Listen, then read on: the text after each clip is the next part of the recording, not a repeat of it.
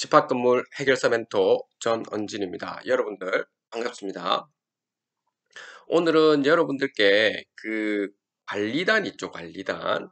관리단이 왜 중요한지, 왜 조직 구성해야 되는지 이 부분에 대해서 제가 권리 차원에서 여러분들께 말씀드릴 테니 여러분들 오늘 이 내용을 여러분들 상세하게 만약에 좀 이해가 안 되시면 다시 한번 들으셔가지고 반드시 숙지하시기 바랍니다.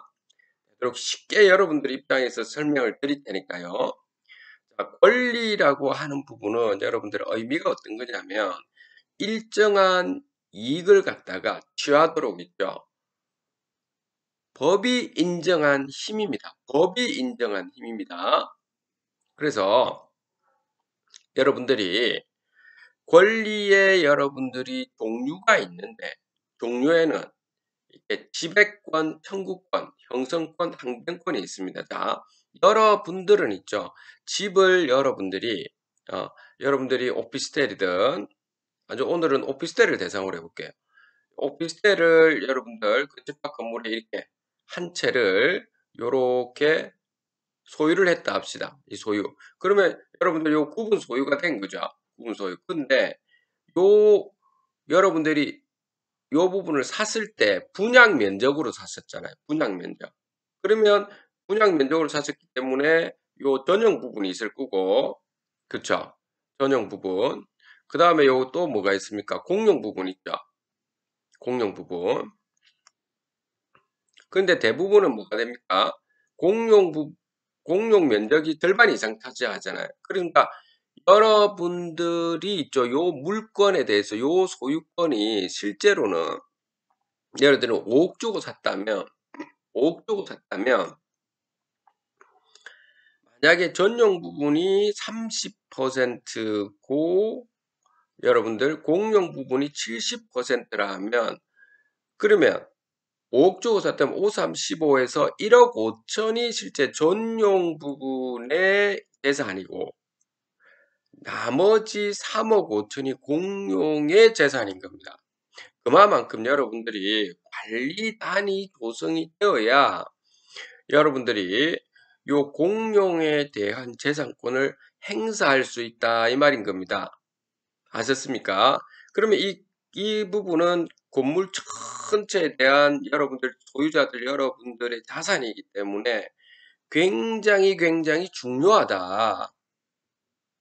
자, 그러면 제가 그 부분에서 이제 말씀드릴 종류에는 지배권, 청구권, 형성권, 항변권이 있다는 여기서 잘 이해를 하셔야 됩니다.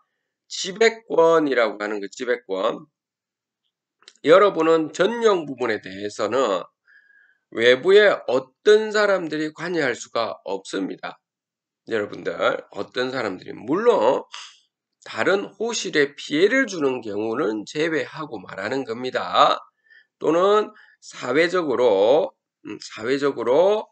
그러니까 미풍양 속에 해치는 행위를 했을 때를 제외하고는 여러분들이 전용 부분에 대해서는 지배권을 행사할 수 있는 거죠. 물건이기 때문에. 그리고 두 번째 청구권은 뭐냐면 여러분들이 요 전용 부분에 대해서는 당연히 임대차 계약을 맺어서 임대인 입장에서는 여러분들이 채권 계약을 하는 거죠. 그래서 월세와 임대 보증금을 받는 청구권 행사도 할 수 있는 겁니다. 그렇죠? 청구권 행사. 그리고 여러분들이 각종 요 손해가 만약에 관리단 전체의 건물에서 뭐 문제가 발생했다. 공용 부분 때문에 전용까지 타고 와서 여러분들의 전용 부분에 문제가 발생하면 그러면 손해배상 청구도 가능하죠. 관리단을 대상으로 해가지고. 자, 세 번째가 중요한 겁니다. 형성권이라고 하는 것이 있는데요. 형성권. 이게 이제 우리 공용하고 연관되어 있는 겁니다. 자, 형성권에 대해 설명을 드리겠습니다. 형성권이 뭐냐면 당사자 간의 합의 없이 일방적인 의사 표시로 권리 변동을 일으키는 행위를 말하는 겁니다. 다시 말합니다. 당사자 간의 합의 없이 계약 같은 것도 없이 일방적인 의사 표시로 권리 변동을 일으키는 행위. 이거 왜 말씀을 드리냐면 여러분들이 이제 관리단위 소유자분들의 단체 자 분양자가 수분양자가 50%를 넘는 거죠. 50% 이상이 넘었다고 한다면 이 오피스텔에 50%를 이상 넘었다라고 한다면 그러면은 수분양자들의 단체 관리단 있죠. 관리단을 조직해서 여러분들이 요 건물 전체 소유자들의 신탁사 포함입니다. 건물 전체 소유자들의 그 소유자 과반 이상 그리고 전용 면적 과반 이상이 통과되어서 관리단이 조직이 되잖아요. 수분양들 단체가. 그러면 여러분들 그 전에는 시행사가 임시관리인으로 건물 관리를 했는데 이제 과반이 넘고 나면은 이제 관리단이 조직된 다음에는 이제 당사자, 즉 요 시행사와 또는 요 관리업체라든지 요 각종 시행사와 연관되어 있는 신탁사라든지 요 연관되어 있는 건물 관리와 관련되어 있는 이해 당사자들과는 관계없이 일방적으로 여러분들 관리단 우리 소유주분들의 단체가 모든 건물 보존 관리에 대한 그리고 이 수익권에 대해서 잡수입이나 이런 모든 권리를 일으키는 행위를 가지고 있습니다. 그래서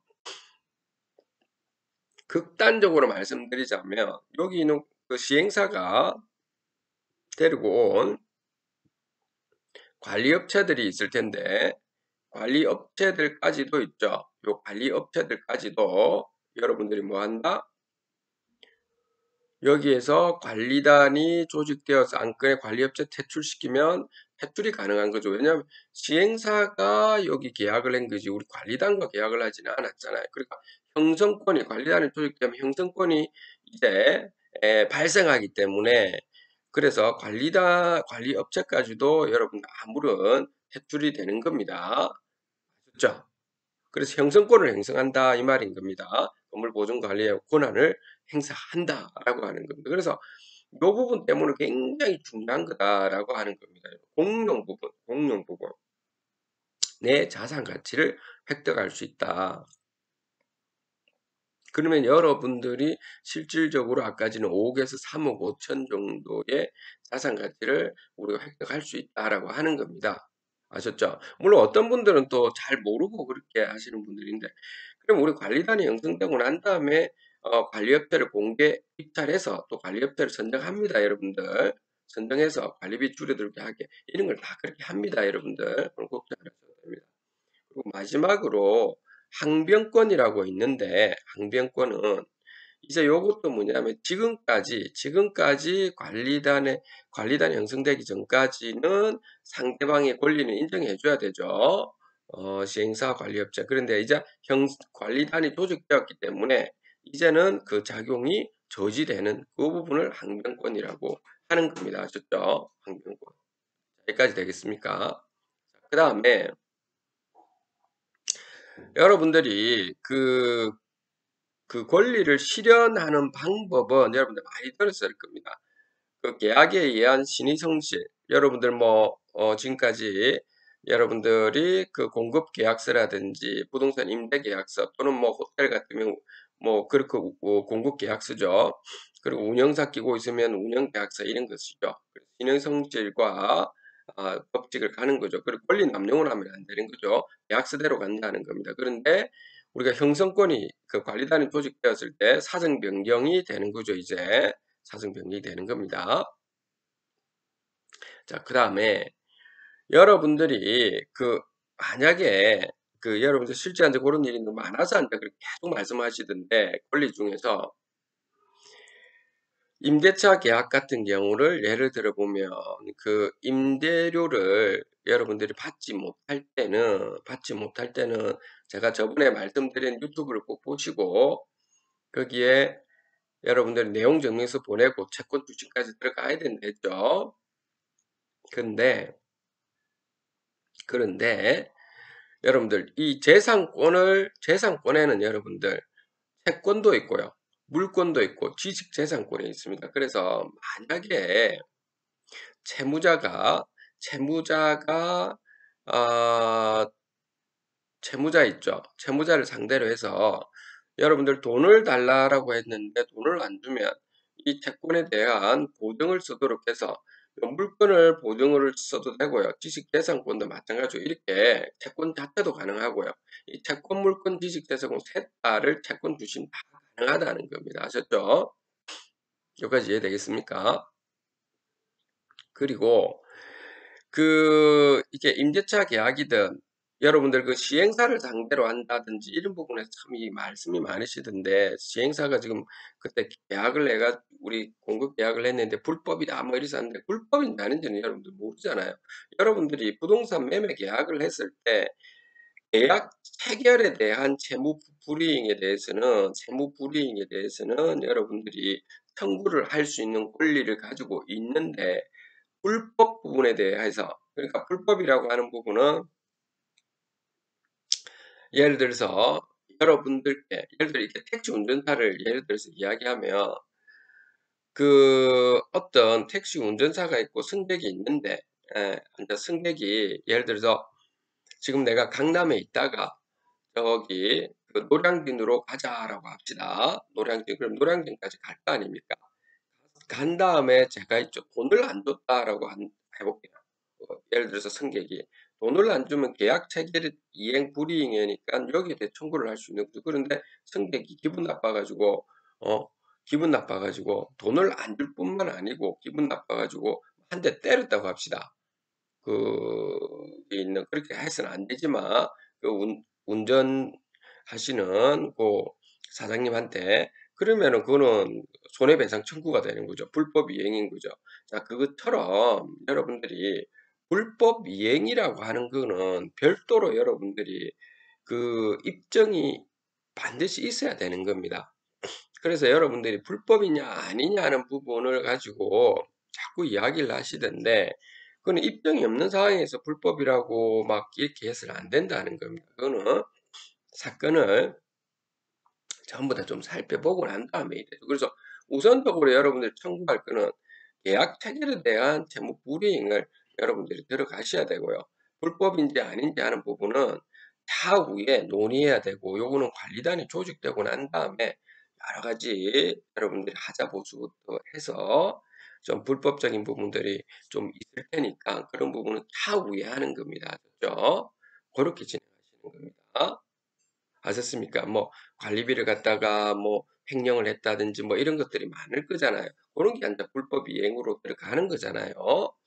알겠습니까? 그거는 차후에 입증이 돼야 되잖아요. 그 부분은. 그래서 회계 자료도 다 보고 이렇게 한 다음에 하는 겁니다. 그러니까 여러분들이 뭐든지 이렇게 진행을 하실 때 있죠.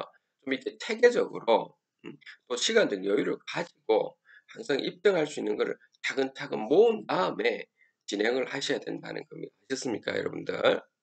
그 다음에, 자, 이런 부분을 여러분들이 기본 사항을 일단 아셨으니까, 그 다음에 여러분들한테 제가 말씀드리고 싶은 부분은, 약간 요거는 제끼고, 내부에 여러분들 이렇게 꼭 쳐보셔가 집합 건물의 여기 소유 및 관리에 관한 법률을 치시면, 이 좀 이상한 게 또, 자, 소유에 관한 법률을 치시면, 요 밑에 보십시오. 밑에 보시면, 집합 건물의 소유 및 관리에 관한 법률 나오죠. 법률 정보. 제가 집합 건물의 소유 및 관리에 관한 법률을 이렇게 들어가시면 여기에 있죠. 여러분들의 소유자분들의 권리 행사가 다 나와 있는 겁니다. 여기에 소유자분들의 권리 행사가 여기에 다 나와 있는 거라고 건물의 구분 소유. 그런데 여기 하나 문제점이 여러분들이 잘 읽어보시면 여러분들의 권리 행사를 해야 되는데 관리단의 조직이 안 되고 뭐 그러면 시행사라든지 관리업체들이 모든 요 행사를 할 수 있는 부분이 굉장히 많기 때문에 요 부분이 좀 뜯어 고쳐야 된다. 이런 부분을 제가 늘 말씀드린 거고 잘못된 부분이 많다. 이런 겁니다. 그래서 꼭 여러분들이 집합 건물을 여러분 투자해서 사셨다면 집합 건물 소유관의 법률을 꼭 읽어보십시오. 여기에 있는 소유에 관한 법률 1항, 요거 법률 1항, 그 다음에 법률 1항, 요 법률 요 시행령 있죠, 시행령도 이렇게 제가 요 시행령도 같이 쭉 읽어 보십시오. 꼭 읽어 보셔야 됩니다. 제가 꼭 당부드립니다, 여러분들한테. 자, 오늘 그래서 여러분들에게 우리 집합 건물의 관점에서의 권리 부분에 대해서 좀 핵심적인 부분을 말씀드렸으니까 꼭 숙지하셔가지고 관리단 조직에 초점을 두셔야 돼요. 물론 가장 어렵습니다. 그렇지만 거기에 초점을 두셔야 됩니다. 여러분들.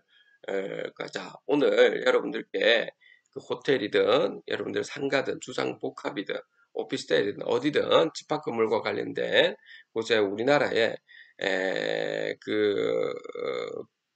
그 집합 건물의 부조리, 비리, 불공정 이런 상황이 너무 많기 때문에 거의 뭐 한 95% 이상입니다. 지금 거의 관리단 제대로 형성된다 거의 없는 걸로 제가 알고 있습니다. 그래서 여러분들이 꼭 여러분들이 차근차근 준비하셔서 진행을 하시면 되겠습니다. 자, 오늘 여기까지 여러분들 하도록 하겠습니다. 집합 건물 해결사는 또 전언진이었습니다. 감사합니다.